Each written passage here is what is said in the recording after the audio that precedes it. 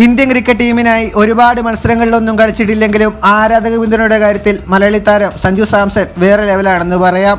ഇതിഹാസ താരങ്ങളായ വിരാട് കോഹ്ലിക്കും രോഹിത് ശർമ്മയ്ക്കും എല്ലാമുള്ള തരത്തിൽ വലിയൊരു ആരാധക വൃന്ദം അദ്ദേഹത്തിനുണ്ട്. ഇത് സഞ്ജു കളിമിടക്ക് കൊണ്ട് മാത്രം നേടിയെടുത്തതല്ല, മറിച്ച് കളിക്കളത്തിന് പുറത്തെ സൗമ്യമായ പെരുമാറ്റത്തിൽ കൂടി പിടിച്ചു വാങ്ങിയതാണ്.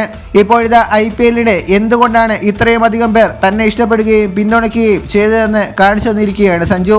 ചെന്നൈ സൂപ്പർ കിങ്സുമായി ഞായറാഴ്ച രാത്രി നടന്ന മത്സരത്തിന്റെ തലേദിവസമുള്ള ഒരു വീഡിയോയാണ് സോഷ്യൽ മീഡിയയിൽ ഇപ്പോൾ വൈറലായിരിക്കുന്നത്.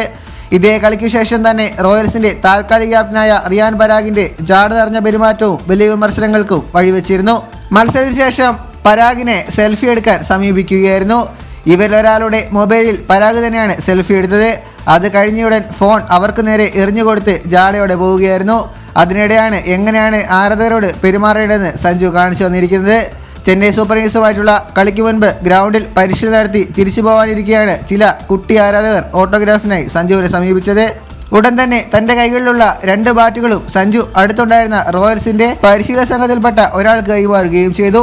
ഈ സമയത്താണ് ഓട്ടോഗ്രാഫ് വിളിച്ചു ചോദിച്ച 2 കുട്ടികൾ അല്പം ദൂരെ നിന്നും ഗ്രൗണ്ടിലെ വേലിക്കരികളിലേക്ക് സഞ്ജുവിന്റെ ഓട്ടോഗ്രാഫിനായി ഓടിയെത്തിയത്.